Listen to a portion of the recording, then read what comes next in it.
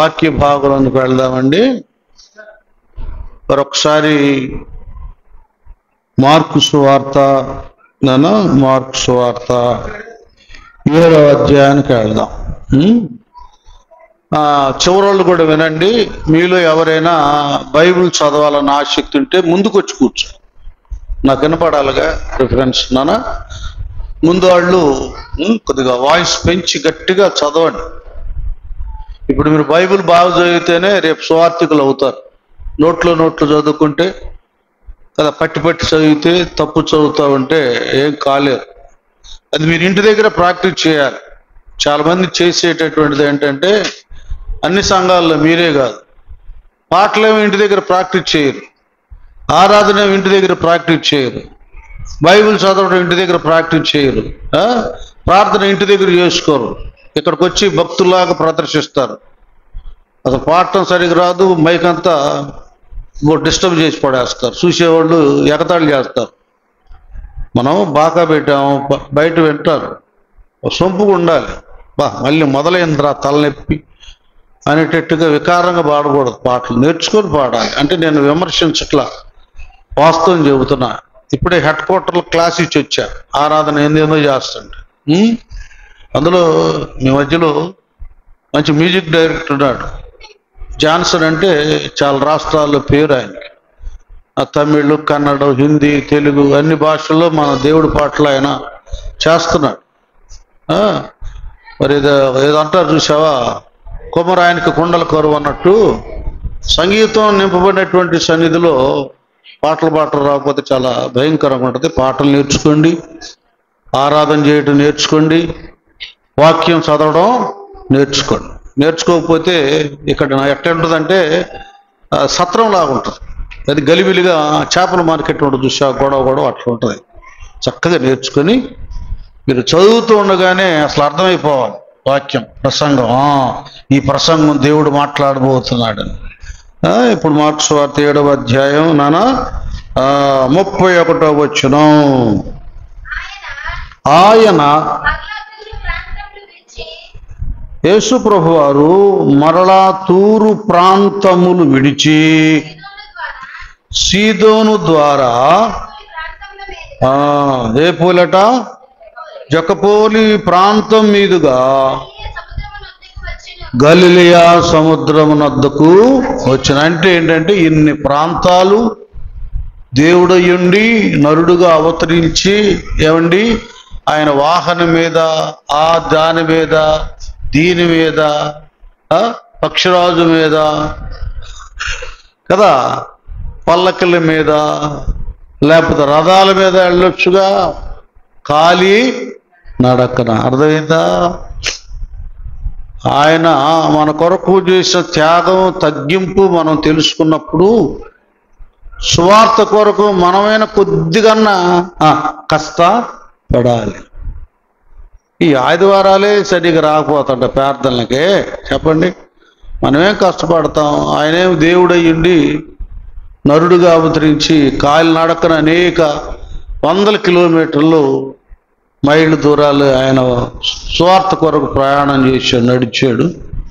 మనమేమో ఆదివారం కదా ప్రభుదినం 10 గంటలకు అన్నారు, మరి 9:30 కన్నా వెళ్ళిపోయి అంత మైకు, చాపలు, కుర్చీలు అన్నీ చక్కగా తాగటానికి నీళ్లు ఏవి కావాలో మొత్తం అటు రెడీగా పెట్టేసేసేద్దాం, మోకరిద్దాం జనాలు వచ్చిన దాకా అన్న వాళ్ళు ఉన్నారా? మీకు మీరే విమర్శ చేసుకోండి, నేను మిమ్మల్ని విమర్శించట్లా. క్రైస్తవం అనబడేది దావీదులాగా ఎవరికి వాళ్ళు విమర్శించుకునేది, ఒకళ్ళు విమర్శించేది కాదు ఇది. ఒకవేళ ఆ మాట వచ్చినా మీరు విమర్శ అనుకోకూడదు, మీరు మర్చిపోయారు అది చేయాలి అనుకొని మరలు చేయాలన్నమాట. ఏనా? వీటన్నిటిలో మనం జాగ్రత్తగా ఉంటే భక్తిలో దేవుని దగ్గర ఏదైనా అడగటానికి మనకు అర్హత ఉంటుంది. నీకు ఇష్టం వచ్చినప్పుడు ప్రార్థనకు వచ్చి, ఇష్టం వచ్చినప్పుడు వెళ్ళిపోయి, నీకు అనుకూలంగా ఉన్నప్పుడు మందిరానికి రావడం అనేది సరికాదు. కాన్వెంట్లలో, స్కూళ్ళల్లో, కాలేజీల్లో ఎలాగ టైం ఉంటుందో, మన ఆఫీసులకు ఎలాగ టైం ఉంటుందో, మరి మీ పిల్లల్ని 7 గంటలకి కాన్వెంట్కి వెళ్ళాలంటే 8ంటికి పంపుతారా? ఇంకా నెక్స్ట్ కట్, ఇంకా ఈ కాన్వెంట్గా మీరు రాకూడదు మీ పిల్లాడని పంపించేస్తారు. స్కూళ్ళకి అలాగ వెళ్తారా? లక్షల లక్షలు ఫీజులు కట్టేమో పరిగెత్తేటట్టు పరిగెత్తుతారు. లక్షలు ఇచ్చే దేవుడి దగ్గరికేమో నత్తనడక నడుచుకుంటూ వస్తారు. కొద్దిగా వీటిలో కూడా మీరు కొద్దిగా భయం ఉండాలి. అందరికీ, ఎవరికైనా సరే, ముసలోళ్ళైనా కూడా దేవుడి మందిరం అనగానే ముందే కనపడాలి అసలు దేవుని ఆలయంలో. ఏంటంటే చెప్పాను కిందాక, ఒక చేపల మార్కెట్ లాగా, కూరగాయల మార్కెట్ లాగా భావించుకోడు. నా మందిరము సమస్త జనులకు ప్రార్థనా మందిరం అన్నమాట. అర్థమవుతుందా? ఇది పరలోకపు గవిని. కాన్వెంట్లకి సోళ్ళ కింద ఇంత క్రమశిక్షణ ఉంటే, మందిరాలకి క్రమశిక్షణ తీసుకొచ్చేది మీరే విశ్వాసులు, ఇంకెవరో కాదు. మీ టైం సెన్స్, టయానికి మీరు రావడం, కూర్చుంటాం, ఒకవేళ పిల్లల్ని తీసుకొచ్చినా వాళ్ళని కంట్రోల్ చేయటం. ఎందుకంటే వాక్యం అనేది మాట్లాడినది మీరు కాదు, కానీ మీ తండ్రి ఆత్మ మీలో నుండి, అది ఆత్మకు డిస్టర్బ్ చేయించకూడదు పిల్లల చేత. అది కూడా మీరు అర్థం చేసుకోండి. మాట్లాడుతున్నాం, ఆ శబ్దరంగాలను లీడింగ్ ఆగిపోతాం. అసలు ఏ సబ్జెక్ట్ చెప్పామో, ఏ పాయింట్ చెప్పామో కూడా ఒక్కోసారి మర్చిపోతాం. కాబట్టి ఇవన్నీ మీరు శ్రద్ధ వహించండి. మిమ్మల్ని విమర్శించడానికి లేకపోతే ఇంకొక రకంగా కాదు. దేవుని మందిరంలో మీరు దేవుని మందిరానికి వెళ్ళినప్పుడు మీ ప్రవర్తన, అది మీ ప్రవర్తన, మీతో వచ్చే మీ పిల్లల ప్రవర్తన, ఇవన్నీ చూసుకోండి. 10 మంది వాక్యం వినటానికి వస్తారు కదా, ఎలాంటిదో చెప్పమంటావా? భోజనం చేస్తా ఉంటే ఈ గొడవ చేసేది అనేది భోజనం ఇసుకేసి రాళ్ళు వేసినట్టు ఉంటుంది. శుభ్రంగా తింటున్నాడు, ఇస్తరాకు లాగితే ఎట్టుండదు చెప్పండి, అందులో రాళ్ళు రెప్పలేస్తే ఎట్టుంటుంది. అట్లా అలాంటిది ఈ జీవాహారం. కాబట్టి తినేవాళ్ళని వినేవాళ్ళని చక్కగా వినేటట్టు చేయాలంటే మీరు, మీ పిల్లలు అందరూ కంట్రోల్లో ఉండాలి, నిశ్శబ్దంగా ఉండాలి. మీ పిల్లలతో కాన్వెంట్లు ఆడుకుంటారా? వెళ్ళి ముచ్చట్లు చెప్పుకుంటారా? చెప్పండి. 8th 9th పిల్లల మంచి పక్కన కూర్చొని ముచ్చట్లు చెప్పుకుంటారా? చూడండి, అంటే మీరేం కాదు, అందరూ చెప్తున్నాను. అసలు దేవుని సన్నిధి అంటే చాలా మందికి అంత చులకరో చూడండి. అభద్రతో, నిర్లక్ష్యం ఇక్కడే కనపడతా ఉంది. చాలా స్ట్రిక్ట్గా ఉండాలి, చాలా జాగ్రత్తగా ఉండాలి. అప్పుడు మీరు ఏదైనా దీవెన తీసుకొని వెళ్ళొచ్చు. యేసయ్య ఆయన శరీరధారిగా ఉన్నప్పుడు ఏ సింహాసనాల్లో కూర్చొని, రథాల మీద కూర్చొని, ఏ పక్షిరాజులు వచ్చి ఆయన తీసుకెళ్ళలేదు. కాలి నడకన వెళ్ళాడు సృష్టికర్త. మనమే మందిరం రావటానికి ఎంత నిర్లక్ష్యం చేస్తాం నానా. అప్పుడేమైందంటే, అప్పుడు వారు చెవుడు గల నత్తివాణ్ణి ఒకని ఆయన యొద్దకు తీసుకొని వచ్చిరి. అందరు గట్టిగా చప్పలు కొట్టండి, వంపుదిరి బాధ. అప్పుడు ఏం చేస్తారంటే, అక్కడ ఉన్నటువంటి ప్రజలు ఏం చేస్తారంటే, వారు, అతనేమో చెవుడు అన్నమాట, చెవుడు గల నత్తివాణ్ణి ఒకరిని ఆయన దగ్గరికి తోడుకొని వచ్చారు. వినండి, అంటే ఎవరు తోడుకొని వచ్చారంటే, యేసయ్యలో ఉన్నటువంటి ఆ శక్తి ప్రభావాన్ని ఎరిగినటువంటి వ్యక్తులు,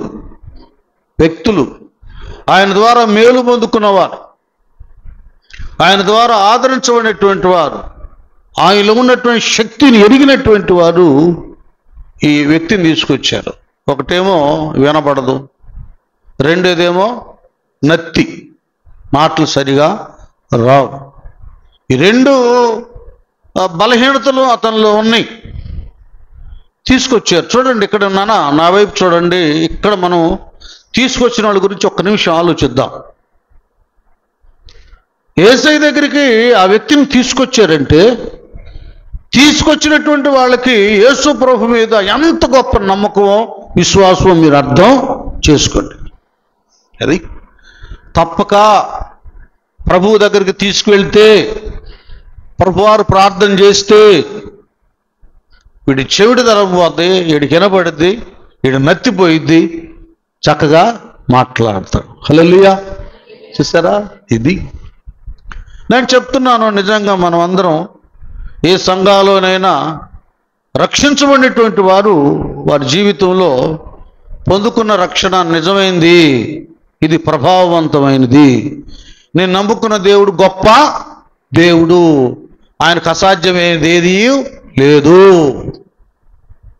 అసాధ్యమైనది ఏది కూడా లేదు అనేటటువంటి ఇలాంటి విశ్వాసత ఉంటే మీరు తప్పక మీ ఎరుగు పొరుగు వారిని, బలహీనతలో ఉన్న వారిని, సమస్యలో ఉన్న వారిని మీరు దేవుని మందిరానికి తీసుకొని వస్తారు. హల్లెలూయా. అది అవి ఏమొస్తాంలేండి, మేము రావటమే కష్టమైతే అన్నట్లుంటే ఎలా చెప్పండి? అసలు ఆశీర్వదించబడే స్థలానికి వచ్చి ఆశీర్వాదపు ప్రభావాన్ని మనం రుచి చూడకుండా, ఇతరులకు రుచి చూపించకుండా ఉంటే ఎందుకు ఈ బ్రతుకు చెప్పండి మీరు ఒకసారి? ఇది లక్ష్యం, గురి లేని జీవితం, విశ్వాసత లేని విశ్వాసం. ఇవన్నీ మనం కొద్దిగా లోతుగా భక్తి జీవితంలో మనం గ్రహించాలి. అసలు ఎంత నమ్మకం అండి వీళ్ళకి? ఆ చెమిటాన్ని నత్తోడిని తీసుకురావడం ఏంటి? యేసయ్య బాగు చేయగలడా ఏంటి? ఇదంతా అంత గొప్ప నమ్మకం వాళ్ళకుంది. అలాంటి నమ్మిక ఉండబట్టే యేసు ప్రభు వారు ఎవరికి చెప్పకుండా అరణ్యానికి వెళ్ళినా, సముద్రం దగ్గరికి వెళ్ళినా, కొండ మీదకి వెళ్ళినా అనేక మంది జనాలు పల్లెల నుండి, పట్టణాల నుండి, పలానా దగ్గర ఉన్నారు, అరణ్యంలో ఉన్నారు యేసు ప్రభువు వారు, సముద్రం దగ్గర ఉన్నారు యేసు ప్రభు వారు, పలానా కొండ మీద ఉన్నారు యేసయ్య అని అందరూ పల్లెల నుంచి, పట్టణాల నుండి కాలి నడకన యేసయ్య దగ్గరికి వచ్చారు. హల్లెలూయా. అది ఇది మనం గ్రహించాలి. మన సంఘాన్ని అభివృద్ధి చేసుకుంటాం మన విశ్వాసం మీద ఆధారపడి ఉంది, మన శ్రద్ధ మీద ఆధారపడి ఉంది, మన భక్తి మీద ఆధారపడి ఉంది, మన ప్రార్థన మీద ఆధారపడి ఉంది, మన ప్రోత్సాహం మీద ఆధారపడి ఉందండి. ఇది ఆలోచించాలి దేవుని పిల్లలు.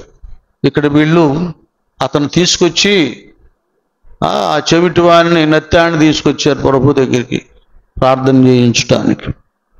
సంఘాల్లో ఇలాంటి వాళ్ళు కావాలి. సంఘ సంఖ్య పెరగాలన్నా, సంఘ సరిహద్దుల విషయాల పరచబడాలన్నా. ఓకే, అక్కడికి వచ్చేసారండి నాన్న. ఈ 31వ అప్పుడు వారు చెవుడు గల నత్తివాను ఒకను ఆయన వద్దకు తోడుకొని వచ్చి వారి మీద చెయ్యి ఉంచమని ఆయనను. అబ్బా అబ్బా అబ్బా, అర్థమైపోయిందిగా. అంటే యేసయ్య చేయి పెడితే చాలు, వీడి తల మీద, వీడి మీద చేయి పెడితే చాలు, వీడు బాగా మాట్లాడతాడు, వీడు బాగా వినగలడు, ఆ చెవుడు బాద్ది, నత్తి బాద్ది. ఇది అర్థమవుతుందా? మన గ్రామం, మన ప్రాంతం, మన ప్రజలు బాగుపడాలంటే నీ ప్రోత్సాహం అవసరం. దేవుని మీద నీకు నిజమైన నమ్మిక, విశ్వాసం చాలా అవసరం. నాకు బాధ ఏంటంటే చాలామంది విషయంలో ఇంత ఉన్నతమైన మహిమ, ప్రభావాలు, ఆశీర్వాదాలు, అభిషేకం కలిగినటువంటి సంఘాల్లో అక్కడ ఉన్నటువంటి రవ్వంత అభిషేకాన్ని కూడా పొందుకోవట్ల చాలామంది. చాలా సంఘాలు అలాగే ఉంది, పొందుకోవట్లా. ఎట్లాగుందంటే సర్కస్కి వెళ్ళి టికెట్ కొనుక్కొని వెళ్ళి మళ్ళీ వచ్చేస్తారు. వీడేమో సర్కస్ వాళ్ళకి ఎక్కడగా గంతులేయుడుగా ఏం చేయడు కదా.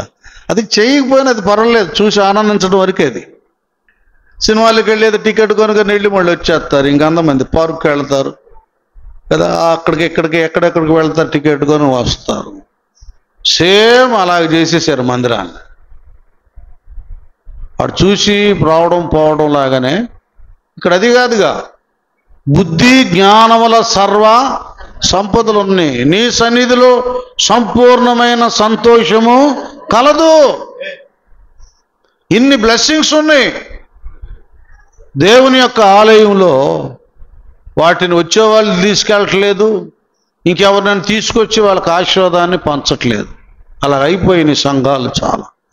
మీరెందుకు అలాగుండాలి? అది ఈవేళ దేవుడు మీతో మాట్లాడుతుంది. ఆ చెమిటివాడు నత్తివాడు కంటే కూడా ముందు మనతో ఆయన మాట్లాడుతున్నాడు. నువ్వు ఎంతమందికి నీ మందిరాన్ని తీసుకొచ్చావు? అసలు నువ్వు రక్షించబడ్డావా? ఎందుకు వస్తున్నావు? ఎందుకు వస్తున్నావు? ఒక వేస్ట్ టికెట్ లాగా ఉన్నావా? లేకపోతే వేస్ట్గా కూర్చొని వెళ్ళిపోతున్నావు? ఏమైనా ప్రయోజనం ఉందా?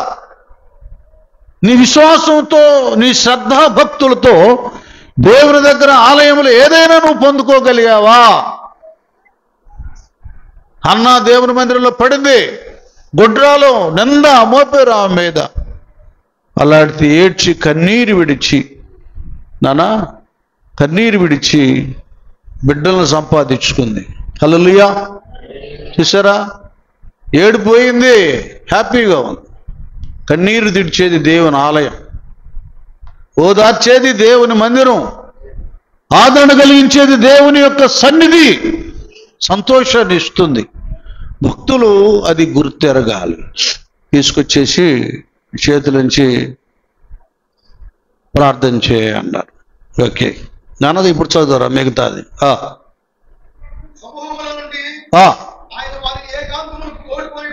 అది ఆ ప్రజల మధ్యలో నుండి, ఆ యొక్క సమూహంలో నుండి ఆయన వానిని ఏకాంతముగా, ఏ చెవుడు ఏ నత్తి ఉందో వీళ్ళందరూ తీసుకొచ్చారు, ఒంటరిగా తీసుకుని వెళ్ళాడు. ఆ గుంపులో నుంచి ప్రత్యేకంగా తీసుకెళ్ళాడు.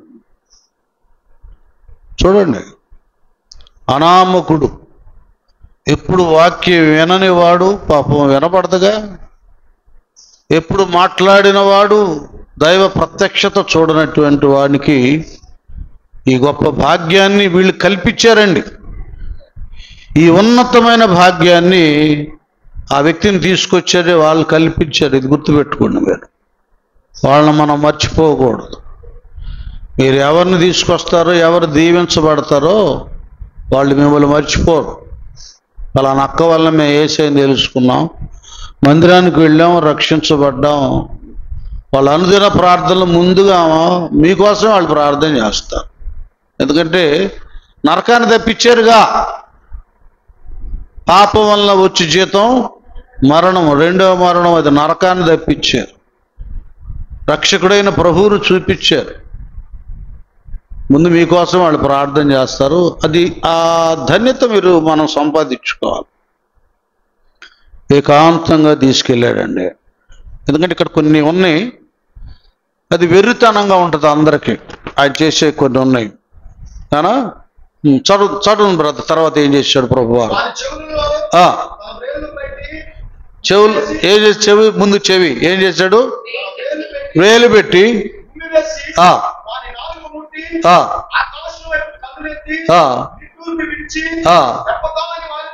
అదే ఇది ఈవేళ మన సబ్జెక్ట్ ఏంటంటే ఎఫ్ఫాతా. అమ్మా ఎఫ్ఫాతానా పాస్టర్ గారు?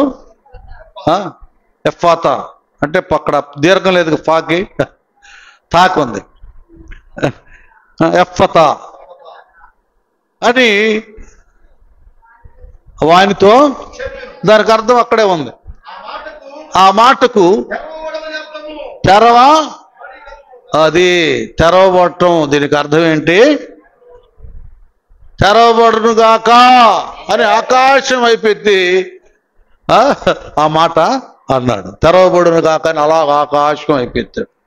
అందరు వినాలి, మీరు గ్రహించాలి. దేవుని ఆలయం దగ్గరికి ఎంతమంది వచ్చారో వాళ్ళందరి విషయం యేసయ్య చేసే పని ఇదే.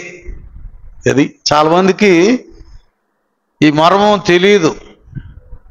మనం వెళ్తే అక్కడ పాస్టర్ గారు ఉన్న వాళ్ళే కాదు, అసలు ఆయన వచ్చి ఆకాశం వైపు, సింహాసనం వైపు, పరలోకం వైపు కనులెత్తి తెరవబడాలి, దీవించబడాలి, బంధించబడాలి, అభివృద్ధి కలగాలని ఆయన ఆజ్ఞాపిస్తాడు. హల్లెలూయా.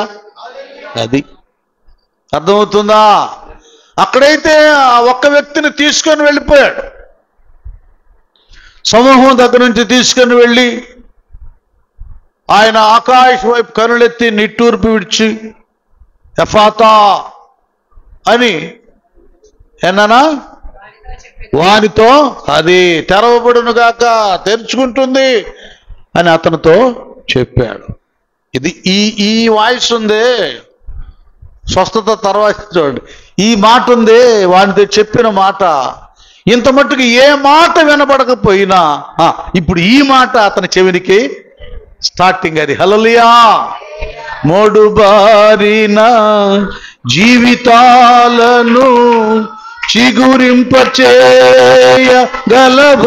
నీవు మోడుబారిన జీవితాలలో.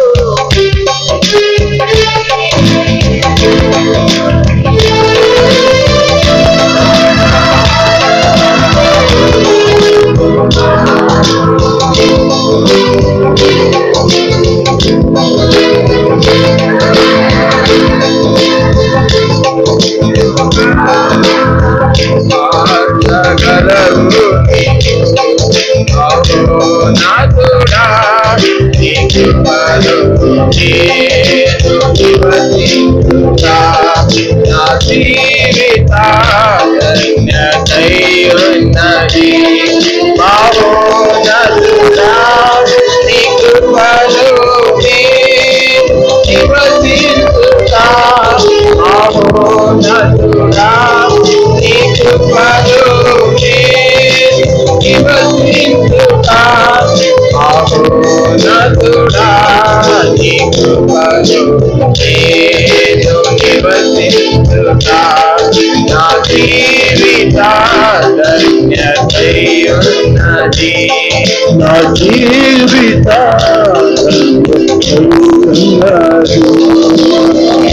హల్లెలూయా. ఇక్కడ మనం చక్కగా అర్థం చేసుకోవాలి. ఎప్పుడైతే ప్రభువారు ఇలాగ అన్నారో చూడండి, అప్పుడు జరిగినటువంటి అద్భుతం. ఏం అద్భుతం జరిగింది? అంతటా ఒకటి ఏమైనా అతని చెవులు తెరవబడి, అంటే అప్పటి వరకు ఏమై ఉండే చెప్పండి మీరే. అది ఇప్పుడు తెరవబడ్డాయి అంటే అంతకు మునిపు ఏమైనా ముయ్యబడి. మీరు బాగా అర్థం చేసుకోవాలి. ఒక వ్యక్తి ఇంకా మారు మనసు పొందలేదు, ఒక వ్యక్తి ఇంకా పాప క్షమాపణ పొందలేదు, ఒక వ్యక్తి ఇంకా బాప్తిస్వం పొందలేదంటే అతని ఆత్మీయ చెవులు ఏమైనా, మీరే చెప్పండి, నేను చెప్పలే. ఆత్మీయ చెవులు ఏమైనా ముయ్యబడ్డాయి, హృదయం ముయ్యబడింది. రక్షణ అనేటటువంటిది అది అందరికీ సాధ్యపడదండి, సాధ్యపడదు. ఎందుకంటే పాపం వస్తారు వాక్యాల మందగా, వారు వినుటకు మాత్రం విందురు కానీ గ్రహింపరు. వింటారు కానీ దాన్ని అర్థం చేసుకోరు ఒక బ్యాచ్. రెండేది, కొంతమంది ఏం చేస్తారు, వాళ్ళు వింటారు, విని ఆ ప్రసంగం వాళ్ళకి నచ్చింది అనుకోండి, ఆ బోధకురాలని తెగ పొగుడుతారు. భలే ఉంది, ఏం చెప్పారు, అబ్బో భలే ఉంది అంటారు. కానీ ఆ భలేలో ఉన్న మాధుర్యత, ఆ రక్షణ మాత్రం పొందుకోరు. అలాగే యేసయ్యని పొగిడి యేసయ్య దగ్గర మెప్పు పొందుకోవాలనుకున్నాడు నికోదేము. అర్ధరాత్రి వచ్చి, బోధకుడా నువ్వు నిజంగా దేవుని దగ్గర నుండి వచ్చినవాడు కాబట్టి ఇలాంటి కార్యాలు చేస్తున్నావు, ఇంత బోధిస్తున్నావు అని తెగ పొగుడుతున్నాడు. పొగుడుతుంటే ప్రభు ఉబ్బి తబ్బి, నన్ను భలే పొగుడుతున్నారు అనుకోవట్లా. ఇప్పుడు బోధకులాగా ఆయన లేడు, ఆయన కాదు కదా. ఆయన వచ్చిన కారణం వేరు. వాక్యం విన్న ప్రతివాడు గైకొని రక్షించబడాలి. నీ వాక్యం నన్ను బ్రతికించున్నది, నా బాధలో ఇదే నాకు నెమ్మది. అది పొందుకోవాలి. ప్రతి ఒక్కరూ వెలిగించబడాలి, ఆయన ఉద్దేశం. పొగిడితే ప్రభు అన్నాడు, రోజు పొగుడుతాడులే, నేనేమి అనకపోతే, అసలు ఈ సంగతి చెప్పబోతే వాళ్ళకి మౌనంగా ఉండలా. ఎన్ని కాదు కానీ ఒకడు క్రొత్తగా జన్మించితేనే కానీ పరలోక రాజ్యములో ప్రవేశించడు అనగానే మళ్ళీ ఆయన కౌంటర్ వేసాడు. అదేదయా, నేను ముసలోడిని, ఇప్పుడు ఎంత వయసు 80 సంవత్సరాలు దాకున్నాయి, నేను మళ్ళీ తల్లి గర్భంలోకి వెళ్ళి మళ్ళీ ఎట్ట పుడతాను అంటున్నాడు. చూడండి, అంటే ఇతడు భౌతికపరమైన రీతిగానే ఆలోచిస్తున్నాడు కానీ ఆత్మీయత లేదు. కొంతమందికి వయసు ఉంటుంది, చదువు ఉంటుంది, ఆత్మీయత మాత్రం ఉండదు. ఆత్మ సంబంధమైన విషయాలు గ్రహించలేరు. కేవలం శరీర సంబంధమైనటువంటి వాటి కొరకే వాళ్ళ మందిరాలకు కూడా వెళ్తారు. మాకు అది తీరాలి, ఇది తీరాలి, ఇది రావాలి, అది రావాలని. కానీ అది కాదు, అందుకు మాత్రమే కాదు ప్రభు వచ్చింది. ఆయన నేనే మార్గమును సత్యమును జీవమును అన్నాడు. ఈయన పరలోకాన్ని ఇవ్వడానికి వచ్చాడు. ఈయన దగ్గర దొరికింది మనకి. ఆయన మనం సంపాదించుకోవాలి, ఆ మార్గంలో నడవాలి అనేటటువంటి ఆలోచన చాలా మందికి లేదండి. లేదు, రావడం పోవడం జరుగుతుంది. నికోదేము కూడా అలాగే అనుకున్నాడు. అప్పుడు ప్రభు అన్నాడు, క్రొత్తగా జన్మించాలయ్యా. ఒకడు నీటి మూలముగా ఆత్మ మూలముగా జన్మించితేనే గాని పరలోక రాజ్యములో ప్రవేశించడు అని చెప్పాడు. అర్థమవుతుందా? నీరనగా దేవుని వాక్యం, ఆత్మనగా వాక్యం విన్న వ్యక్తి ఆత్మ ద్వారా పశ్చాత్తాపుడై కదా దేవుడు వారు అపోస్తలుల 2వ అధ్యాయము 37వ వచనమేనా, వారు దేవుని యొక్క వాక్యం వింటున్నప్పుడు వాళ్ళ హృదయాలు ఏమైనాయి? అదే సహోదరులారా మేమేమి చేతుమని పేతురును, అది అర్థమైంది నాన్న. అలాగే ఉంటుంది, మిగతా అది కూడా చదువుద్దు. కానీ ఇక్కడ ఏమైంది? వాక్యం వింటున్నారు. పేతురయ్య ఆత్మావేశముతో అభిషేకాన్ని పొందుకొని దేవుని యొక్క లేఖన ఆధారముగా వాక్యాన్ని బోధిస్తున్నాడు. బోధిస్తున్నప్పుడు 3000 మంది ఆలకిస్తున్నారు. ఆలకించినప్పుడు ఈ వాక్యం వాళ్ళ హృదయంలోకి వెళ్ళిపోయింది. హృదయాలు తెరవబడ్డాయి. లోపలికి వెళ్ళిపోగానే పరిశుద్ధాత్ముడు యాడ్ అయ్యాడు. వాక్యంతో యాడ్ అయ్యి వాళ్ళు చేసిన ప్రతి అవిధేయత పశ్చాత్తాపాన్ని పుట్టించాడు. ఇక పశ్చాత్తాపం కలిగింది. ఇంక తర్వాత వీళ్ళు దొరుకుతారో దొరకరు. ఇప్పుడు బోధ చేసిన వాళ్ళు తర్వాత నేను ఎలాగుండాలో, ఏ విధంగా జీవించాలని, అయ్యలారా మేమేమి చేస్తామని వారు పేతురుని కడమ అపోస్తులు అడిగారు. అది ఇది వాక్యం మనలో పనిచేయాలంటే పరిశుద్ధాత్మునికి మనం తావివ్వాలి. అప్పుడు పశ్చాత్తాపం కలిగిద్ది. మీకు తెలియదు కాదు నాన్న. అపోస్తలుల 16వ అధ్యాయంలో అయితే అర్ధరాత్రి వేళ కదా చెరసాల నాయకుడు తాను తన కుటుంబస్తులు అర్ధరాత్రి వేళ పౌలు శీలల ద్వారా అయ్యలారా రక్షణ పొందటానికి మేమేమి చేయాలన్నప్పుడు ప్రభువు నమ్ముకోండి, మీరు అప్పుడు రక్షించబడతారని చెప్పి అర్ధరాత్రి వేళ వాళ్ళు వెళ్ళి కుటుంబం అంతా ఫ్యామిలీ ఎవరైనా చిన్న చితకాయన కాదు, చెరసాలకి నాయకుడు అన్నమాట. ఆయన చెరసాల నాయకుడు, జైలర్ నాయకుడు అన్నమాట. ఆయన కుటుంబం అంతా వెళ్ళి బాప్తీసాలు పొందారు. హల్లెలూయా చెబుదామా? అది పరిశుద్ధాత్మ కార్యం అంటే అది నాన్న. కొంతమంది వింటారు కానీ దాన్ని అర్థం చేసుకోరు. వాళ్ళు రవ్వంతా కూడా విరిగి నలిగినటువంటి మనసు రాదు. అలాగే ఇంకొక ఆయన ఉన్నాడు, ఆయన ఆర్థిక శాఖ మంత్రి. ఆయన బైబిల్ యెషయా గ్రంథం చదువుతా ఉన్నాడు రథం మీద కూర్చొని. దేవుడు అన్నాడు ఫిలిప్ అనేటటువంటి ఒక పరిచారకుని సేవకుని సువార్తికుని పిలిచి అక్కడికి వెళ్ళమన్నాడు. వెళ్ళాడు. అది చదువుతున్నాడు గ్రంథం. చదువుతా అంటే ఏంటి మీరు చదువుతుంది అన్నాడు. ఏంటో నాకు అర్థం కావటం లేదయ్యా. ఎవరైనా చెప్తే కదా అర్థమయ్యేదంటే అది యెషయా గ్రంథం 53 అన్నమాట. అయ్యా అది ఎవరిని గురించి అని అంటున్నావు? నిన్ను గురించి, నన్ను గురించి కాదు. శరీరధారిగా ఈ లోకంలో దేవుని గొర్రె పిల్లగా వచ్చిన యేసయ్యను గురించి. ఆయన మన పాపాల కొరకు ఆయన కలువరి శిలువలో రక్తం కార్చాడు, గాయపరచబడ్డాడు. కనుక ఆయన రక్తం ద్వారా మనకు పరిశుద్ధత కలుగుతుంది. ఆయన ద్వారా మనకు పరలోకం దొరుకుతుందయ్యా అని సువార్త చెప్పాడు. మారు మనసు పొందాలి, బాప్తిస్మం పొందాలి, అప్పుడు రక్షణ కలుగుతున్నాం. వెంటనే ఇంకేం ఆలస్యం చేయలేదు. అక్కడ ఒక కుంటో చెరువు కనపడింది పొలాల పక్కన. అక్కడ నీళ్లు ఉన్నాయి కయ్యా, ఇంకా ఆలస్యం ఎందుకుపా అని వెళ్ళిపోయి, ఆయన మామూలుడు కాదండి, ఆర్థిక శాఖ మంత్రి. ఒక మంత్రి వాక్యం విని కొద్దిసేపట్లోనే వాక్యం విని బాప్తిస్మం పొంది రక్షించబడ్డాడు. హల్లెలూయా. అది ఇదన్నమాట. ఇంకా చాలామంది బ్రతుకులు ఎట్లున్నాయంటే చెవిటిగాళ్ళుగానే ఉన్నారు నానా. వాళ్ళు వింటుకు మాత్రం విందురు కానీ చెప్పండి మీరే, గ్రహింపరు.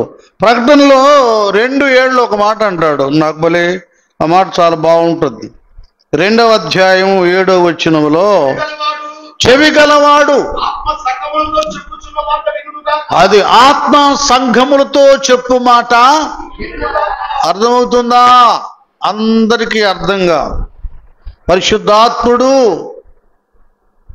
సంఘములతో ఆయన మాట్లాడతాడు. చెప్పారు ఇందాకే, మాట్లాడినది మీరు కాదు కానీ మీ తండ్రి ఆత్మ మీలో నుండి. అది అమ్మగారు చెప్పినా నేను చెప్పినా ఎవరు చెప్పినా మా సొంత మాటలు కాదు. దేవుడు అభిషేకించుకుంటాడు. ఏ గడియలో మనందరికీ ఏ వాక్యం అవసరమో ఆ వాక్యం ఆయన మాలో నుండి మాట్లాడిస్తాడు. సొంత మాటలు కావు, ఆయన మాట్లాడిస్తాడు కదా. ఏమంటాడు మరలా చదవన్న మాట నాన్న, అది కాదు, అదే చెవి గలవాడు. అదే ఆత్మ చెప్పేది, పాస్టర్లు కాదు, వాళ్ళ కాదు, ఆత్మే పరిశుద్ధాత్ముడే వాళ్ళ నుండి చెప్తాడు. ఆత్మ సంఘములతో చెప్పు మాట చెవి గలవాడు.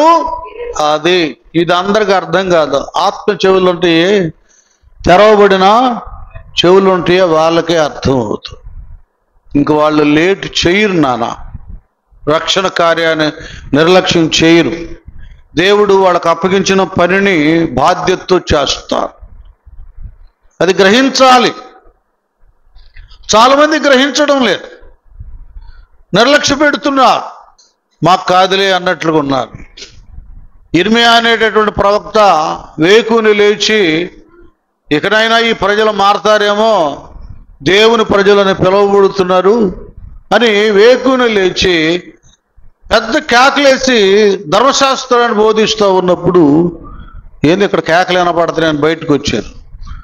వచ్చి చూశారు, ఆయన ధర్మశాస్త్రాన్ని వాక్యాన్ని చెబుతున్నాడు. అబ్బా, ఈ ఇర్మియా ఈయనకేం పని లేదురా బాబు, వీడికి నిద్ర పట్టదేమో, ఏంది ఎప్పుడు ఈ కేకలు పెడబొబ్బలు అని ఇలాగుండి వాక్యం వినకుండా వీపు తిప్పి చాలా చాలే, చెప్పినంతవరకు చాలే అని ఎగతాళిగా వెళ్ళిపోయారు. ఆలకించలేదు, పెడచెవిని పెట్టారు, నిర్లక్ష్యం పెట్టారు, ఆయన అసలు లెక్క చేయలేదు.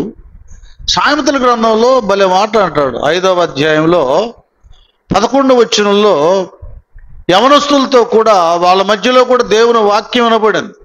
దేవుని సేవకులు వాళ్ళ ఇళ్ళకెళ్ళి వాళ్ళకి సువార్త చెప్పారంట. ఆ యవనస్తుడు ఒకడికి చూడండి, వాడు వినకుండా త్రోసివేసి ధిక్కరించి చుట్టూ మందిరాలు ఉన్నాయంట. వారి పరిస్థితి ఎలాగుందో ఇక్కడ చెప్తాడు.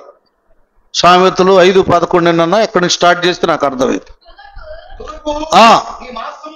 అదే తుదకంటే ఎప్పుడు అన్ని వాక్యం వినకుండా వ్యతిరేకించి చట్ట స్నేహితులతో వెళ్ళి యవనస్తుడు త్రాగవలసినటువంటివి తాగి మద్యం సేవించి డ్రగ్స్ ఇవన్నీ తీసుకొని చెడు స్నేహాలు చేసి దేవుడు వాక్యం వినకుండా ఇంటికి సేవకులు వచ్చినా సేవకురాళ్ళు వచ్చినా లెక్క చేయకుండా ఉండిన తర్వాత చెడు స్నేహం చేసినాక తుదకు నీ మాంసము శరీరమును క్షీణించినప్పుడు అయ్యో. అదే ఇప్పుడు అర్థమవుతుంది ఆయనకి. ఉపదేశము నేనెట్లు త్రోసివేసితిని, నా హృదయపు గద్దింపునట్లు నేను నా బోధకుల మాట నేను వినక పోతిని, నా ఉపదేశకులకు నేను చెవియొగ్గలేదు. నేను చూసారా, చుట్టూ మందిరాలు ఉన్నాయంట. సమాజ సంఘముల మధ్య ఉండినను ప్రతి విధమైన దోష్టమునకు కొంచెమే ఎడమాయనని నువ్వు చెప్పుకొనుచు మూలుగుచు. అది అర్థమవుతుందా? ఇక్కడ మళ్ళీ మీరు చదువుకోండి, అసలు నా మాట కాదు, మీకు అర్థమైపోద్ది. ఇంటికి వచ్చారంట, చెప్పినా కూడా లెక్క చేయాలి. చుట్టూ మందిరాలు ఉన్నాయంట, మైకులు వినబడినా లెక్క చేయాల. ప్రత్యేకంగా సభలలో బోధ వినపడిందంట. వెళ్ళాం. ఏమైంది? నీ వాక్యము వెలువడిన వెంటనే వెలుగు ప్రకాశిస్తుంది కదా. అది జ్ఞానం లేని వారికి జ్ఞానాన్ని కలిగిస్తుంది కదా. ఆయన తన వాక్కును పంపి, మీరు చెప్పండి, వారిని బాగు చేశాను. అర్థమవుతుందా? దేవుని వాక్యం శరీరాన్ని బాగు చేస్తుంది, హృదయానికి పవిత్రతను కలుగు చేస్తుంది, పరలోకానికి బాటను ఏర్పాటు చేస్తుంది దేవుని వాక్యం. అది వినడం లేదు ప్రజలు. ఈ దినాన ప్రపంచంలోని అనేకులు, అది పేద దేశం కాదు, సంపన్న దేశం కాదు, దేనికి ఏది వాళ్ళకి వింపుగా సొంపుగా ఉంది.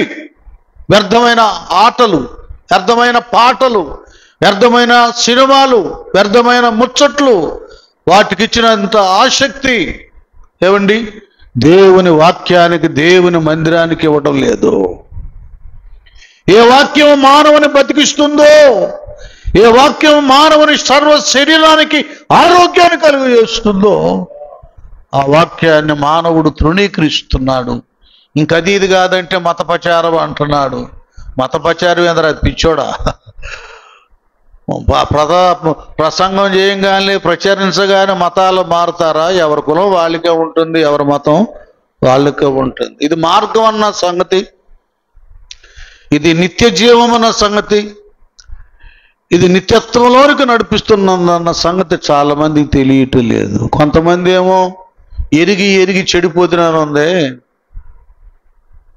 ఏమి పాడాడు పాట, ఎరిగి ఎరిగినే చెడిపోతిని, యేసుని గాయము చేపితిని అని పాట. ఎరిగి ఎరిగినే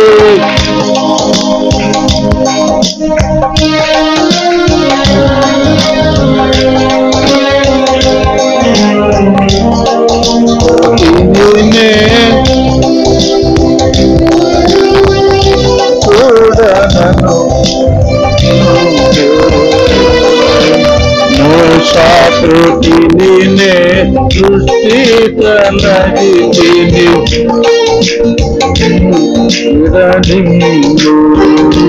ప్రభు యేసు నా రక్షక,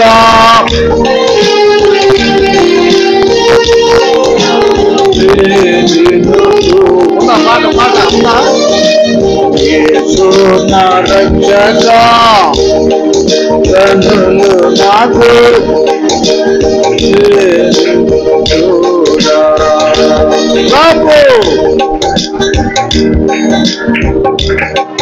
కనులు చిరకాంబులు నిన్ను చూడ,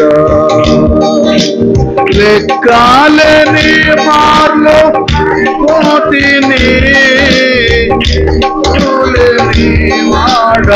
వాడేనైతిని,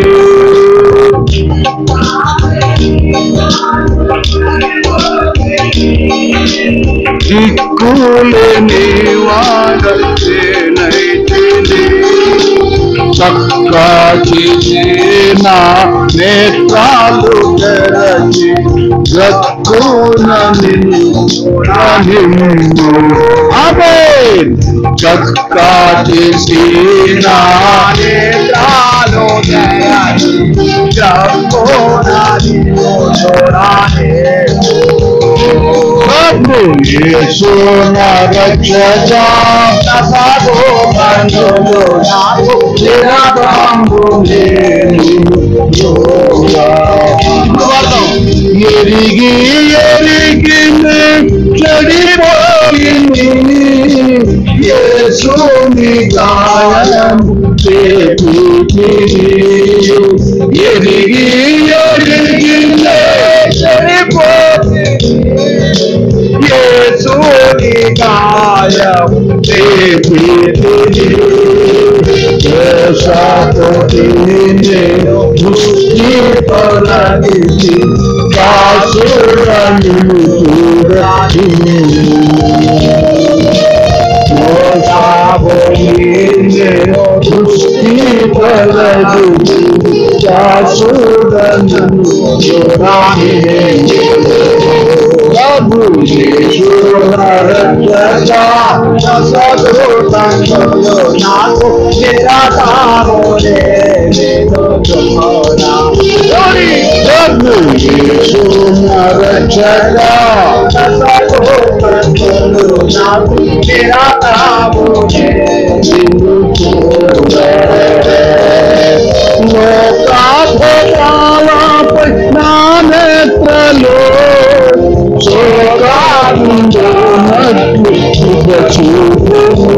మరలి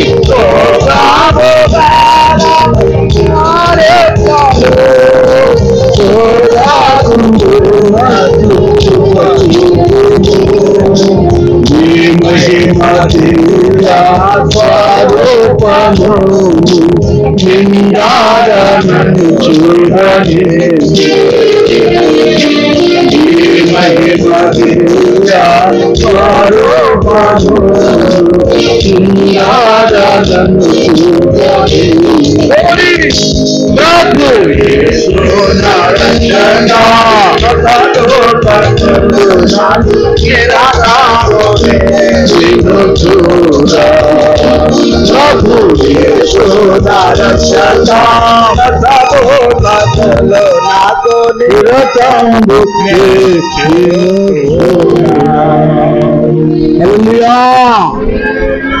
చూసారా, కొందరేమో అసలు తృణీకరిస్తే, కొందరేమో ఎరిగి వాక్యాన్ని సరిగా విని అనుసరింపక జీవితం అంతా చెవిటోళ్ళలాగా అయిపోయారు. ఏంద్రా బాబు ఎంత చెప్పిన వినవేరా, చెవిటోడి దగ్గర శంకుదినట్టుందా నాన్న, అర్థమవుతుందా? కనుక వాడేమో భౌతికంగా చెవిటివాడైతే మనలో చాలా మంది ఆధ్యాత్మిక పరంగా చెవిటోళ్ళు అయిపోయారు. మారు మనసు పొందండి అయ్యా, ఇది ఏ మిక్కిలి అనుకూల సమయం, రక్షణ దినం అండి. ఎక్కడ వింటున్నారు? వినడం లేదు. ఇది తెలుసుకోవాలి. ఆత్మ సంబంధమైన చెవిటి వారు సంఘాల్లో ఉన్నారు కనుకే కదా, సంఘములతో, ఆత్మ సంఘములతో చెప్పు మాట చెవి గలవాడు వినుగాక. అందరూ అనుసరించు. ఇంక రాల ఆ చెవులు, ఆత్మ సంబంధమైనవి రాల. వాళ్ళకి వినపట్ల, వాళ్ళు అర్థం చేసుకోవడం లేదు, అనుసరించడం లేదు. అలాగైపోయినాయి కొంతమంది జీవితాలు. చెప్పుకుంటూ వెళితే చాలా ఉంటుంది. ఎప్పుడైతే యేసయ్య అలాగూ చెవులో ఆ వేలు పెట్టాడో ఆ చెవులు ఏమైనాయి? తెరవబడ్డాయి.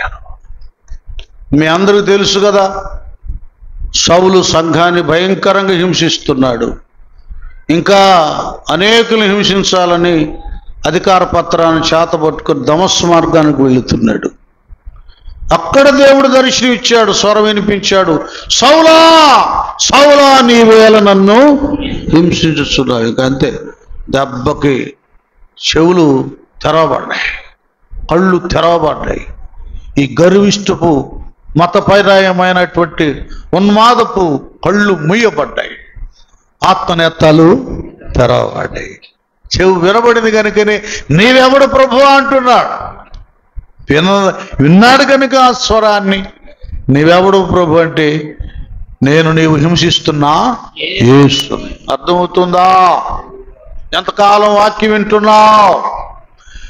అర్థమవుతుందా? ఒక కఠిన హృదయుడే, క్రూర మృగములాగా ఉన్నవాడే ప్రభు స్వరం వినగానే మార్పు చెందాడు. సౌలు పౌలుగా మారిపోయాడు. ఎంతకాలం వినాలి? ఇంకెంతకాలం ఓదాలి శంకు? ఎంతకాలం దేవుడు కేక వేయాలి? ఇంకా నీ బ్రతుకు అంతా చెవిటి బ్రతుకేనా? వినవా దేవుని వాక్యం? గైకొనవా ఆయన మాటలు? నిత్య జీవానికి వారసురాలు కావా? కొంతమంది ఇలాగున్నారు చెవిటాలు. ప్రభు ఎప్పుడైతే అలాగ వేలు పెట్టేశాడో ఆ చెవులో తెరవాడు. ఎంత కాలం, ఎన్ని సంవత్సరాలు దేవుడు నిన్ను పిలుస్తున్నాడు, నేను తాకుతున్నాడు, ఇట్లా నెట్టేస్తున్నావు ఆయన చేయని. ఆయన ఇక్కడ తీసుకురావాలని చూస్తున్నాడు, మేము ఇట్లాగా నెట్టేస్తున్నాం. ఇది ఇప్పుడు జరుగుతుంది. అది దేవుడు చెప్పమంటున్నాడు. నన్ను చెప్తున్నాడు, ఆయన చేయి పెట్టాలి, వేలు పెట్టాలని చూస్తున్నాడు. నువ్వు త్రోసేస్తున్నావు, తృణీకరిస్తున్నావు. నాన్న చూసా, మళ్ళా దొరుకుతుందా? ఈ ఆయుష్ దొరుకుతుందా? పెరుగుతుందా? రేపు మనది కానీ కాదు. ఈరోజే మంది. నువ్వెవరివి వాయిదాలు వేయటానికి? కాలుగొట్టు దేవుని చేతిలో ఉన్నాయి. చెప్పగలవా? నేను ఇన్ని సంవత్సరాలు గ్యారంటీ అని మహామహా బోధకులే, మీరేమో డిస్టర్బ్ అవ్వద్దు, నేను 100 సంవత్సరాలు బతుకుతాను అన్న వాళ్ళు స్వల్ప ఆయుష్ ఉండి వెళ్ళిపోయారు దేవుని దగ్గరికి. వాళ్ళకైతే ఒక గ్యారంటీ ఉంది, నా మటుకైతే బ్రతుకుడ క్రీస్తే చావైతే లాభం అని. వాళ్ళు అక్కడికి వెళ్ళిపోతారు. నువ్వు ఎక్కడికి వెళ్తా చెప్పు? ఇవన్నీ కూడా కొద్దిగా మనం ఆలోచించాలి. నేను విస్తారంగా చాలా ఉన్నాయి, రేపు నేను చెప్పను. ఇంకొక గంట పట్టింది. చక్కగా వీడి చెవులు తెరవబడ్డాయి, హాయిగా మాటలన్నీ వింటున్నాడు. ఆ తర్వాత మరొకటి చేశాడు, తాకాడు. నాలుకేమైంది నాయనా? అది కూడా చదువు. అది సరే, అది చదువునా, ఆ మాట కూడా చదువు. ఆ నాలుక నరము సడలి వాడు తేటగా ఏమవుతున్నాడు? అది ఇప్పుడు అంతా మారిపోయింది, వర్షం అంతా మారిపోయింది. అంతకుముందేమో వాడికి సైగ చేయాలి. ఇప్పుడంటే ఈ డఫ్ అండ్ డమ్, ఈ నత్తి, చెవిటి స్కూళ్ళు ఉన్నాయి, ఇప్పుడున్నాయి కదా. ఈ స్కూళ్ళు ఉన్నాయి, ఈ నత్తి, ఇవి కొన్ని ఉన్నాయి. అన్నిటికి ప్రధానికి టెక్నాలజీ బాగా పెరిగిపోయింది కదా, జ్ఞానం. అందరికీ స్కూళ్ళు ఉన్నాయి. ఆ సైకిల్ ద్వారా, వినపడకపోయినా సైకిల్ ద్వారా వాడు ఏం చెప్తున్నాడో తెలుసుకుంటాడు కదా. అప్పుడు ఏం లేవు కదా, ఎంత అవస్థపడి ఉంటాడో ఆ వ్యక్తి. ప్రభు వచ్చి వానికి స్వస్థతనిచ్చాడు. ధారాళంగా మాట్లాడుతున్నాడు, మాటలన్నీ చక్కగా వినబడుతున్నాయి. చెవిటిదనం పోయింది, నత్తి స్థితి పోయింది. స్పష్టంగా చక్కగా మాట్లాడుతున్నాడు. వినండి, ఆధ్యాత్మికతలో మనం కొద్దిగా లోపలికి వెళ్తే నేను సరిగా దేవుని వాక్యమని రక్షించబడితే మనం నత్తోళం అవ్వం. స్పష్టంగా దేవునికి స్తోత్రాలు చెల్లిస్తాం. హల్లెలూయా. మీకు తెలుసు కదా, ఆ 10 మంది కుష్ఠరోగులు తిరిగి వచ్చినటువంటి వాడు ఏం చేశాడు? పెద్ద కేకలతో దేవుని మహిమపరిచి ఆయనకు స్తోత్రాలు చెల్లించాడు. స్తుతులు చెల్లిస్తావు, దేవుని పాటలు పాడతావు, ఆరాధన చేస్తావు, స్పష్టంగా చక్కగా క్లారిటీగా నన్ను ఇలాగ దేవుడు బాగు చేశాడని సాక్ష్యం ఇస్తావు. అది చాలామంది నత్తోళ్ళు అయిపోయారు సంఘాల్లో. దేవుని కార్యాలు గురించి సాక్ష్యం ఇవ్వలేకపోతున్నారు. దేవునికి హృదయపూర్వకంగా స్తోత్రాలు చెల్లించలేకపోతున్నారు. ఆత్మతో, శక్తితో, ఆత్మతో, సత్యముతో దేవుని ఆరాధన చేయలేకపోతున్నారు. అది నత్తిగానే ఉంది వాళ్ళ ఆరాధన, నత్తిగానే ఉన్నాయి వాళ్ళ పాటలు, వాళ్ళ మాటలు. అంటే అర్థం ఏంటి? ఎట్లా లోపం ఉందో ఆ మాటల్లో నత్తి వాళ్ళకి, అది ఎగతాళిగా ఎలాగుందో. కొంతమంది ఈ ప్రజలు నన్ను తమ పెదవులతో ఘనపరుస్తున్నారు కానీ వారి హృదయం నాకు దూరంగా ఉంది. మనుషులు కల్పించిన పద్ధతులను దైవోపదేశాలకు ఉపదేశిస్తూ నన్ను వ్యర్థంగా ఆరాధించేస్తున్నారు. ఇక్కడ వ్యర్థంగా స్తోత్రాలు చెబుతున్నారు. మారు మనసు లేని హల్లెలూయా, పవిత్రత లేని స్తోత్రం అంటాడుగా ప్రవక్త. మృతులు నిన్ను స్తుతించెదరా కదా, వాళ్ళు మహిమపరుస్తారా? ఎవరయ్యా మృతులంటే? అపరాధముల చేత, పాపముల చేత చచ్చిన వారు, రక్షణ లేనివారు. ఈ స్తుతులు దేవునికి ఏమాత్రం కూడా అంగీకారంగా ఉండవు. పాటలు సింగర్గా సెలెక్ట్ అవడానికి వెళ్ళారు. నత్తిగా పాడితే సెలెక్ట్ అవుతాడా? ఏమండి, సింగర్గా పెడతారా? లేదు. అలాగే దేవుని యొక్క సన్నిధానంలో రేపు పరమందు నువ్వు హల్లెలూయా పాటలు పాడాలంటే అది పవిత్రతను కలిగి ఉండాలి. ఆ పరిశుద్ధత అనేది దేవుని వాక్యాన్ని బట్టి, దైవాత్మను బట్టి, ఆయన రక్తాన్ని బట్టి మనకు పవిత్రత కలుగుతుంది.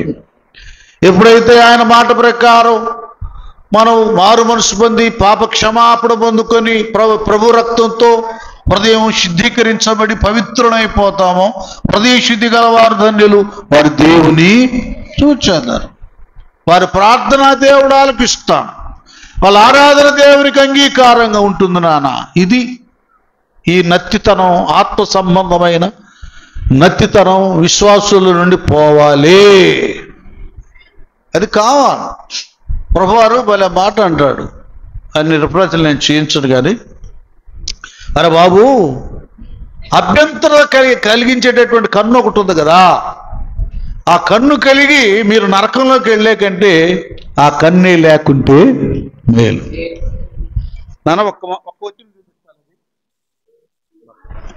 చూడండి, ఇక్కడ ఇదే మార్క్స్ వార్తలో ఏమ్మా అదొక్కటి చదవండి చాలు. చాలా ఇంకా మత్తయి సువార్తలు కూడా నీ చెయ్యి నిన్ను అభ్యంతరపరిచిన ఎడల నీవు 2 చేతులు కలిగి నరకములోనికి ఆరని అగ్నిలోనికి పోవుట కంటే అది ఇక్కడ ఇంకో చోట క్లారిటీగా ఉందన్నమాట. ఇప్పుడు నీ కన్ను నిన్ను అభ్యంతరపరిచిన ఎడల దాన్ని తీసి పారవేయి. 2 కన్నులు కలిగి చూడండి, నరకంలో పడవేయబడుట కంటే ఒంటి కన్ను గలవాడవై దేవుని రాజ్యంలో ప్రవేశించుట మేలు. కొద్దిగా అర్థం చేసుకోండి. ఇది ఆత్మ లేని వారు, వాక్యం అర్థం కాని వారు స్వర్గానికి వెళ్ళడానికి చేతులు నరుక్కోవాలంట, కళ్ళు బిరికేసుకోవాలంటారు. బైబిల్ అందరికీ అర్థం కాదండి. ఈ రోజున అర్థం కాని వాళ్ళేంటి, వాళ్ళ మతోన్మాదులు కూడా అనకూడదు, వాళ్ళకి అర్థం కాదు, అందరికి అర్థం అయ్యేది కాదు. ఇప్పుడు మేము పుట్ట క్రైస్తవులని ఉన్నారు చాలామంది.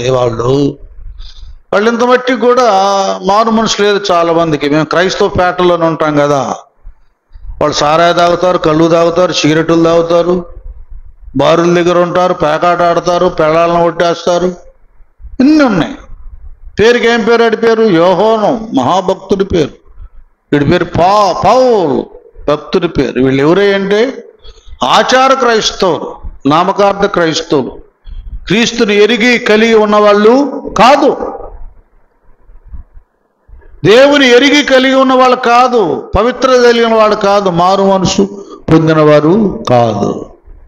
వాళ్ళు ఏమంటారు, మేము వెళ్ళి సువార్త చేస్తే ఏందా నువ్వు ఇప్పుడు వచ్చావు, మా తాతలు ముత్తాతల దగ్గర నుంచి మేమందరం పుట్ట క్రైస్తవులు. ఏ క్రైస్తవులు అంట? అంటే పుట్ట క్రైస్తవులు అంట. బైబిల్ అదేం లేదు. మానవుడు జన్మతః పాపి, పుట్టుకతోనే పాపేనా ఉంది. తల్లి గర్భంలోనే పాప వలన పుట్టినవాడు. ఆదాము నుండి అందరూ పాపానికి దాసులైపోయారు. ఈ పాపపు దాసత్వ కాడి నుండి యేసయ్య మనుషులను విడిపించాడు. వీళ్ళకే అర్థం కావడంలా. మేము పుట్ట క్రైస్తవులు అన్న వాళ్ళకే బైబిల్ వాక్యం అర్థం కాక ఇప్పుడు వరకు కూడా మారు మనసు పొందిన వాళ్ళు లేరు. వాళ్ళని బట్టే కదా కొంతమంది ఏదో క్రైస్తవులు అంటే ఏదో గొప్పవాడు అనుకున్నావు, అది వాడు ఉన్నాడు నా ఫ్రెండ్, వాడు పెద్ద తాగుబోతాడు, వాడికి అది ఉంది ఇది ఉంది అన్నారు. అసలు వాడు నిజ క్రైస్తవుడు కానీ కాదు, నిజ క్రైస్తవుడు కాదు. పౌలైనట్లుగా నేను క్రీస్తును పోలి నడుచుకున్న ప్రకారం మీరు నన్ను పోలి అంటే అర్థం ఏంటి? ప్రభువారు పవిత్రుడు ఆయన సవాల్ చేశాడు అనమాట. ఏం చేశాడు?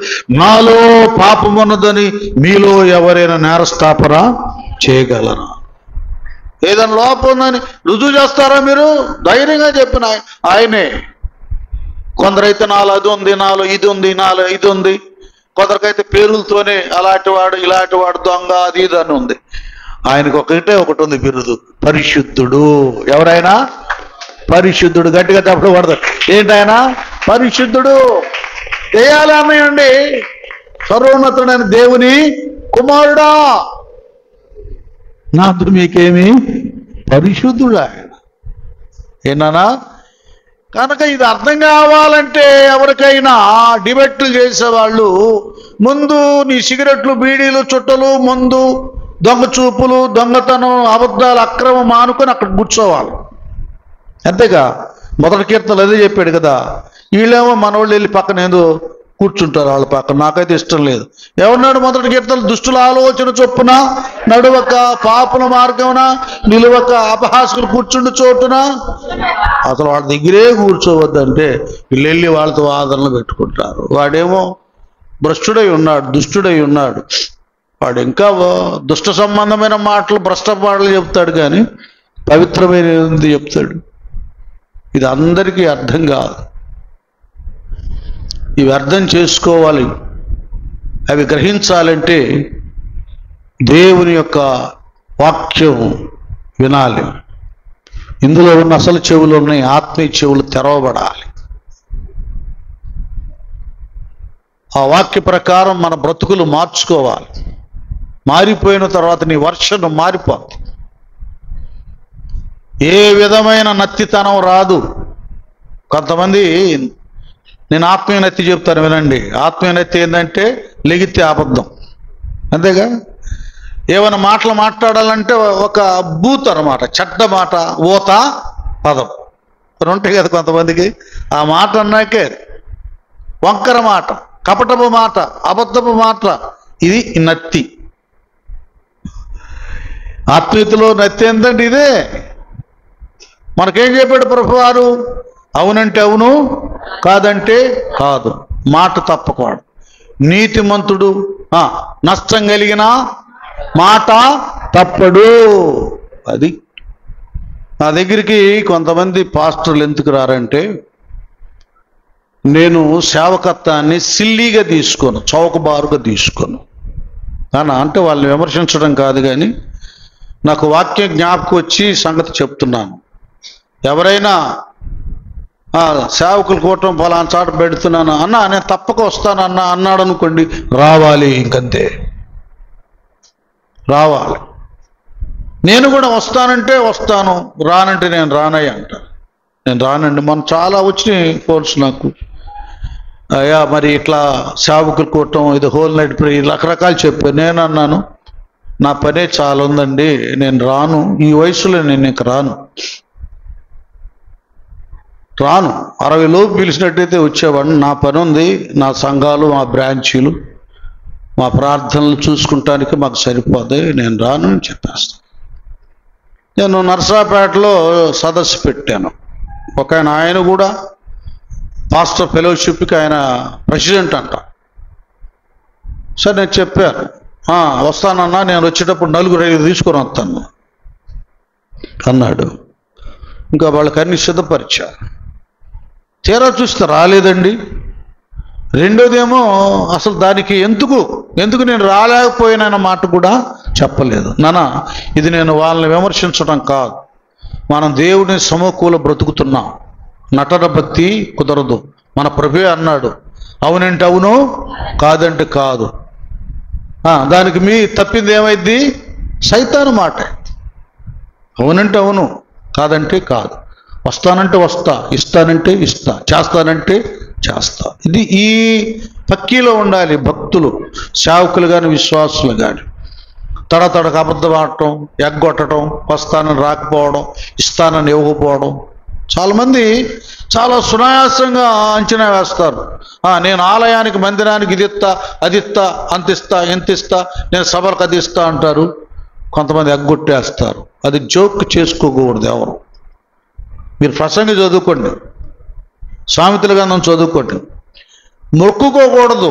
దేవుని దగ్గర మొక్కుకున్నావా, ఆ మొక్కుబడి చెల్లించాలి. నువ్వు మొక్కుకోకపోవడమే మంచిది. అబద్ధం ఆడేదైతే మాట తప్పే పద్ధతులు, ఇవన్నీ నిష్ఠభక్తి కలిగినటువంటివి చాలా ఉన్నాయి. ఇలాంటి చెబితే జనాలు ఉండరు, వెళ్ళిపోతారు. ఇకేమైందంటే మొన్న అతను ఫోన్ చేశాడు. చేసి అన్న నేను మరి సెమీ క్రిస్మస్ నిన్ను పిలవాలనుకున్నానంటే, నేను లోపల ఒకటి బయట ఒకటి ఉండదుగా. అయ్యా నువ్వు ఆ రోజు అక్కడికి వస్తానని మాట ఇచ్చావు, రాలేదు. నా దగ్గర ఒకటి ఉంది, నేను ఒక చిన్న పిల్లాడిలాగా మీ మధ్య ఎంత కలిసిమెలిసి ఉంటాను, తేడా పడితే అంత దూరంగా ఉంటాను. ఎందుకంటే ఈ వయసులో నా స్థితి నేను కాపాడుకొని నా స్నేహం కూడా మాట తప్పని వాళ్ళతో ఉండాలి. అది ఎవరైనా గుర్తుపెట్టుకొని. ఎందుకంటే క్లియర్గా ఉంది, దుష్ట సాంగత్యం మీరే చెప్పండి మంచి నడవడిని కూడా చెరిపేస్తుంది. 2 రోజులు పోతే నేను కూడా మాట తప్పొచ్చులు అంటే ఈ వయసుకు నాకు విలువ ఉంటుందా? కనుక విలువగా భక్తుల జీవితాలు కాపాడుకోవాలి. అది కాబట్టి ఆత్మీయ నత్తోళం అయిపోతాం. నత్తోళ్ళు ఎలా ఎగతాళి చేస్తారు? చాటుకెళ్ళి మాట తప్పే భక్తుల్ని సేవకుల్ని లోకం ఎగతాళి చేస్తూ, ఇది తెలియటంలా చాలా మందికి. బైబిల్ ఉందగా తేద్దాంలే ప్రసంగం అనుకుంటున్నాడు, కానీ బైబిల్లో వాక్య ప్రకారం చాలా మంది బ్రతకటల్లా. జాగ్రత్త, దేవుడు తీర్పు తీరుస్తాడు. అయ్యా ఇట్లాగా నువ్వు మాట తప్పావు, నేను చాలా స్ట్రిక్ట్గా ఉంటాను వాక్య విషయంలో, నాకు అందుకని నీ మీద మనసు పోయింది. మాట తప్పే వాళ్ళ మీద నాకు ఉండదు మనసు, నమ్మిక పోయింది నాన్న, నేను రాకపోవచ్చా. నాన్న ఎందుకు చెప్తున్నా అంటే అతను విమర్శించడం కాదు, నేను పేరు కూడా చెప్పలేదు కదా. ఇలాగ మనం ఉండాలి. ఇలాగ ఉండకపోతే మన బ్రతుకు మాట తప్పే బ్రతుకు, నత్తి బ్రతుకు. అది ఆరాధన దేవుడు అంగీకరించడు, ఆ ప్రార్థన దేవుడు అంగీకరించడు. అన్ని విషయాల్లో మనం పర్ఫెక్ట్గా ఉండాలి భక్తులు.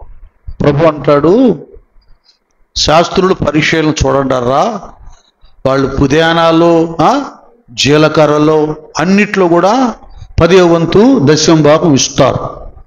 వాళ్ళు వారానికి 2 సార్లు ఉపవాసం ప్రార్థన చేస్తారు. వాళ్ళు జారత్వం చోరత్వం ఇలాంటి ఏవి చేయరు. నేను మీకు చెప్పేది ఏంటంటే, శాస్త్రుల నీతి కంటే పరిచయుల నీతి కంటే మీ నీతి అధికమైతేనే తప్ప మీరు పరలోక రాజ్యములో ప్రవేశించరు. స్తోత్రం చెబుతా హల్లెలూయా. అర్థమైందా? ఇంత నిష్టగా బ్రతకాలి భక్తులు అనేది. భక్తి జీవితం అనేది కొందరు చాలా తేలిగ్గా, సునాయాసంగా, సులువుగా, సిల్లీగా భావించే అంత తేలికైనది, పనికిమాలినది కానే కాదు. భక్తి శ్రద్ధతో ఉండాలి, నిష్ఠతో ఉండాలి, నియమముతో ఉండాలి, దేవుడి మాట ఆలకించాలి, భక్తిలో ఎదగాలి, దేవుని స్తుతించాలి. ఈ పెదవులు, ఈ 4తో అబద్ధ సబద్ధాలు, మాయమాటలు, అల్లరి మాటలు, వ్యర్థమైన మాటలు, సరసోక్తులు, బూతులు ఇవేవి కూడా రాకూడదు. పరిశుద్ధ రక్తంతో కడగబడ్డాం. మన మాటలో పవిత్రత ఉండాలి, మన చూపులో పవిత్రత ఉండాలి, ఆలోచనలో పవిత్రత ఉండాలి. తెలిసో తెలియకో ఆలోచనలో చూపులో చెడేదైనా ఆవరించినప్పుడు ప్రభు పాదాల దగ్గర మోకరించి దాన్ని శుద్ధి చేసుకోవాలి. ఇది క్రైస్తవ్యం అంటే. వీడు చక్కగా వింటున్నాడు, చక్కగా మాట్లాడుతున్నాడు, హాయిగా మనుషులందరితో, ప్రభువుతో, అందరితో కలిసి తిరిగి దేవునికి స్తోత్రాలు చెల్లిస్తున్నాడు. నేను ముగిస్తున్నాను.